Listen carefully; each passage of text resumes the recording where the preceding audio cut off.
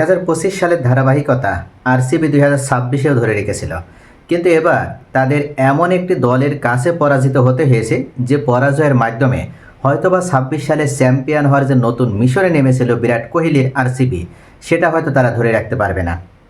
এমনটাই মনে হচ্ছিল 25-এ চ্যাম্পিয়ন, 26-এও চ্যাম্পিয়ন হবে, 27-এও চ্যাম্পিয়ন হয়ে তারা হ্যাটট্রিক শিরোপা ঘরে তুলবে। এখন পর্যন্ত এই আইপিএল শুরু হওয়ার পরে আরসিবি ভালো ভালো ক্রিকেটারদের অনেক বেশি টাকা ব্যয় করে ক্রিকেটারদের দলে ভিড়ালেও তারা কিন্তু সেই কাঙ্ক্ষিত চ্যাম্পিয়নটা হতে পারছিল না। কিন্তু 25 সালে এসে তারা অবশেষে সেই কাঙ্ক্ষিত চ্যাম্পিয়নশিপটা ঘরে তুলতে পারে। কিন্তু 26-এ এসেই তারা যে ছন্দটা ধরে রাখছিল, হঠাৎ করে তাদের এই চিন্নাস্বামী স্টেডিয়ামে দিল্লির বিরুদ্ধে এসে তাদের সেই ছন্দটার পতন ঘটল। কী কারণে? অনেকেই হয়তো মনে করছে আরসিবি এত অল্প রান করেছে তাই তারা জিততে পারেনি, কিন্তু বাস্তবতা ভিন্ন। আরসিবির এই পরাজয়ের পেছনে আরসিবিরই সব থেকে বড় দোষ রয়েছে। এখানে দিল্লির যতটুকু না ক্রেডিট, তার থেকে আরসিবি তারা নিজেদের ভুলে ম্যাচটা পরাজিত হয়েছে। অনেকে রোমারিও শেপার্ডকে দোষ দিচ্ছে যে ক্যারিবিয়ান এই বলার রোমারিও শেপার্ডের বলের যে ভুল ত্রুটি, মূলত তার উপরে আস্থা রাখার কারণে আরসিবি পরাজিত হয়েছে। এটাও কিন্তু ভুল। আজকের এই বিশ্লেষণে আমরা ময়না তদন্ত করব যে কেন আরসিবি পরাজিত হলো। প্রথমে আমরা দেখেছি যে টস জিতে দিল্লি বোলিং নিয়েছিল এবং ব্যাট করতে নেমে আরসিবির শুরুটা খারাপ হয়নি।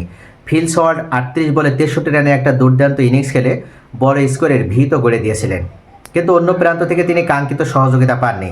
এদিন বিরাট কোহলি মাত্র 13 বলে 19 রান করে আউট হয়ে যান, অর্থাৎ পাওয়ার প্লেতে কোহলির উপরে যে প্রত্যাশা সেটা তিনি পূরণ করতে আজকে সম্পূর্ণভাবে ব্যর্থ হয়েছে। অক্ষর প্যাটেল 3 ওভারে মাত্র 18 রান দিয়ে 2টা গুরুত্বপূর্ণ উইকেট তুলে নেন। আরসিবির রানের চাকাও তিনিই মূলত ব্রেক করে দেন। ম্যাচ শেষে অধিনায়ক রজত পাতিদার স্বীকারও করেছে যে তারা অন্তত 15 থেকে 20 রান কম করেছেন।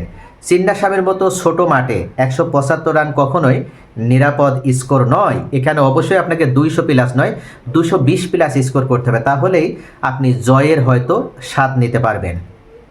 দিল্লির ইনিংস শুরু হয়েছিল, মনে হয়েছিল তারা অল আউট হয়ে যাবে, অর্থাৎ আরসিবি যেভাবে তাদেরকে চেপে ধরেছিল, বিশেষ করে শুরুতেই দিল্লির টপ অর্ডারকে যেভাবে তছনছ করে দিয়েছিল ভুবনেশ্বর কুমার, সে 4 ওভার বল করে মাত্র 26 রান দিয়ে 3টা গুরুত্বপূর্ণ উইকেট তুলে নিয়ে ম্যাচ জমিয়ে দিয়েছিলেন এবং 52 রানে 3 উইকেট হারিয়ে দিল্লি তখন ধুঁকছিল। সেখান থেকে ভুবনেশ্বরে তৈরি করা সেই চাপ আরসিবির অন্য বলাররা আর ধরে রাখতে পারেনি। যশ দয়াল, রাসিক সালামরা মাঝের ওভারগুলোতে অনেক আলগা বল করেছিল, আর সেই সুযোগটাকেও দিল্লির ব্যাটসম্যানরা খুব ভালোভাবেই কাজে লাগিয়েছে। দিল্লির যখন শেষের দিকে দ্রুত রান দরকার ছিল, তখন রোমারিও শেপার্ডের করা যে বোলিং কোটাটা সেটাও কিন্তু বড় ভূমিকা পালন করেছে আরসিবির পরাজয়ের পেছনে। ডেথ ওভারে তার 20.40 ইকোনমি রেট আরসিবির জন্যই কাল হয়ে দাঁড়িয়েছিল। এদিন হয়তো আরসিবি মুস্তাফিজের কথা খুব স্মরণ করছিল, যে আজকে যদি আরসিবির একজন মুস্তাফিজুর রহমান থাকতো রোমারিও শেপার্ডের পরিবর্তে, তাহলে ম্যাচটা না কত সহজেই আরসিবি জিততে পারত। ডেথ ওভারে, সোলাগ ওভারে মুস্তাফিজুর রহমান যে এই মুহূর্তে বিশ্বের সেরা বলার, ইতোমধ্যে পিএসএলে সেটা তিনি প্রমাণ দিয়েছেন এবং আইপিএলেও তিনি এই সিজনে না খেলতে পারলেও পূর্বে যতগুলো সিজন খেলেছে ডেথ ওভারে অত্যন্ত ভয়ঙ্কর বোলিং করার মাধ্যমে তার নামের প্রতি সে সুবিচারটা করেছিল। তাই আরসিবিরও এমন একজন মুস্তাফিজের অবশ্যই প্রয়োজন বলে হয়তো কেকেআরের আরসিবি বা রয়্যাল চ্যালেঞ্জার ব্যাঙ্গালোরের টিম ম্যানেজমেন্টে যারা আছে তারা হয়তো তার অভাবটাই বোধ করছিল। ম্যাচের আসল নায়ক কিন্তু পদ্মার আড়ালেই থেকে গিয়েছেন। অনেকে রোমারিও শেপার্ডকে দায় দিচ্ছেন, কিন্তু তিরিস্তান স্টাফস এবং ডেভিড মিলার গতকাল প্রমাণ করেছে যে কেন তারা টি-20 স্পেশালিস্ট। 69 রানের পার্টনারশিপ গড়ে স্টাফ 60 রানে অপরাজিত। মূলত তিনিই শেষ পর্যন্ত দিল্লি ক্যাপিটালসকে জয়ের বন্দরে নিয়ে যান। তিনি এক প্রান্ত আগলে রেখেছিলেন যখন অন্য প্রান্তে নিয়মিত উইকেট পড়ছিল। শেষ ওভারে দিল্লির জয়ের জন্য প্রয়োজন ছিল মাত্র 15 রান। সেই জায়গায় ঠান্ডা মাথায় রোমারিও শেপার্ডকে সীমানার বাইরে পাঠিয়ে 1 বল হাতে থাকতেই জয় নিশ্চিত করেন ডেভিড মিলার। ঠিক এই ডেভিড মিলার তিনি যেন আপাতত এই ম্যাচের মাধ্যমে তিনি রিডেমশন করলেন, অর্থাৎ গত গুজরাট টাইটান্সের বিরুদ্ধে লাস্ট 2 বলে 2 রানের যেখানে দরকার ছিল সেই রানটাই ডেভিড মিলার নিতে পারেনি। অথচ আজকে ডেভিড মিলার কি করে দেখালো, 6 বলে 15 রান, তাও 1 বল হাতে রেখে মাত্র 5 বলে সে রানটা তিনি শেষ করে ফেললেন। অবিশ্বাস্য। এই ডেভিড মিলার তো এই কারণেই টি-20 স্পেশালিস্ট। ডেভিড মিলার অবশেষে তার যে অভিশাপ, তার যে দুর্নামটা হয়েছিল, সেই দুর্নামটা সে কাটিয়ে উঠতে পারলো, অভিশাপের হাত থেকে সে নিজেকে রক্ষা করলো। তবে এক্ষেত্রে আরসিবির স্পিনারদের ব্যবহার করার ক্ষেত্রেও রজত পাতিদারের ভিতরে চরম এক অদক্ষ ক্যাপ্টেন্সির অভাব দেখা দিয়েছে।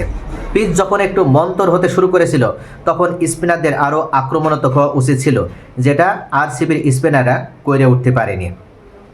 গতকালকের ম্যাচে আমাদের শেখালো যে টি-20 ক্রিকেট ছোট ছোট মুহূর্তগুলোই গুরুত্বপূর্ণ হয়ে ওঠে। আরসিবির জন্য এটি একটি বড় শিক্ষা।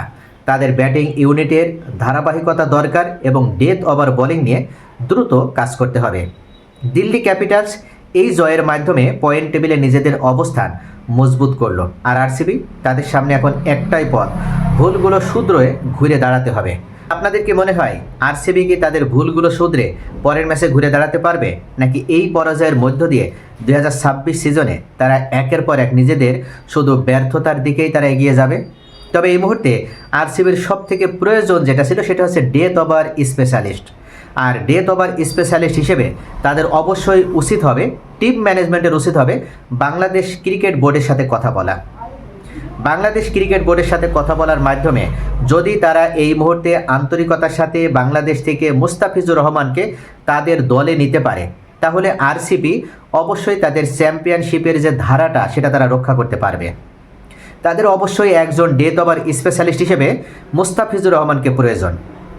যদিও মুস্তাফিজুর রহমানের ইস্যুটা ভারত এবং বাংলাদেশের ভিতরে সম্পর্কের সবথেকে একটা গুরুত্বপূর্ণ সিঁড়ি তৈরি করেছিল, কিন্তু এখন বর্তমান যে রাজনৈতিক সরকার ক্ষমতায় আছে এবং ভারতের সাথে এই রাজনৈতিক সরকারের যথেষ্ট আন্তরিকতা এবং সৌহার্দ্যপূর্ণ সম্পর্ক তৈরি হয়েছে। এমনকি এদিক থেকে পররাষ্ট্র নীতির ক্ষেত্রে আমরা দেখেছি বাংলাদেশ এখন ভারতকে প্রায়োরিটি দিয়ে চলছে। তাই অবশ্যই ভারতের সরকারের উচিত হবে বাংলাদেশের সাথে তারা যে অন্যায়টা করেছিল, মুস্তাফিজুর রহমানকে এই আইপিএল থেকে বহিষ্কার করে তাদের সেখান থেকে রিডেমশন করার বা তাদের দায় মুক্তি হওয়া সাবমোশন করার। তারা যদি মনে করে বাংলাদেশ সরকারের সাথে বাংলাদেশ ক্রিকেট বোর্ডের সাথে আলোচনা করে মুস্তাফিজুর রহমানকে পুনরায় আবার আইপিএলে সুযোগ দেবে, তাহলে সেটা যেমন মুস্তাফিজুর রহমানের জন্য ভালো হবে, বাংলাদেশ ক্রিকেটের জন্য ভালো হবে, ঠিক তেমনইভাবে আইপিএলের জন্য ভালো হবে। এক মুস্তাফিজের কারণেই মূলত বাংলাদেশের 20 কোটি জনগণ তারা আইপিএল থেকে নিজেদেরকে মুখ ফিরিয়ে নিয়েছে। তারা আইপিএল দেখছে না, একটাই কারণ, আইপিএলে এবার আমাদের প্রতিনিধি হিসেবে একজন ক্রিকেটারকেও ভারত রাখেনি। যদিও মুস্তাফিজুর রহমান এবার অবিশ্বাস্য রেকর্ড মূল্যে বিক্রি হয়েছিল, কিন্তু তারপরও ভারতের কিছু উগ্র হিন্দুত্ববাদী অর্গানাইজেশন বা বিভিন্ন সংস্থাগুলোর দাবির কারণে বিসিসিআই কর্তৃপক্ষ কেকেআরকে অনুরোধ করে বা নির্দেশ প্রদান করে মুস্তাফিজুর রহমানকে বহিষ্কার করে দিয়েছিল। তো এই জায়গা থেকে এখন একটা সুযোগ তৈরি হয়েছে, আরসিবিরও একজন ডেথ ওভার স্পেশালিস্ট প্রয়োজন। তাদের মূলত ডেথ ওভার স্পেশালিস্ট নেই, যেটা গত সিজনেও ছিল না। তাই এই সিজনে অবশ্যই তাদের একজন যদি স্পেশালিস্ট হিসেবে মুস্তাফিজুর রহমানের মতন একজন বিশ্ববিখ্যাত স্লো ওভারে বল করার মতন ভয়ঙ্কর একজন বলার থাকে, তাহলে সেক্ষেত্রে আরসিবি সত্যিই অনেকটা নির্ভর হতে পারবে এবং তাদের সামনের ম্যাচগুলোতে তারা যে কোনো চ্যালেঞ্জ উতরে বড় বড় দলের বিরুদ্ধে জয় ছিনিয়ে নিতে পারবে এবং 2026 সিজনে তারা বিজয় ছিনিয়ে নেওয়ার মাধ্যমে তারা আরও একবার চ্যাম্পিয়নশিপটা ঘরে নিতে পারবে।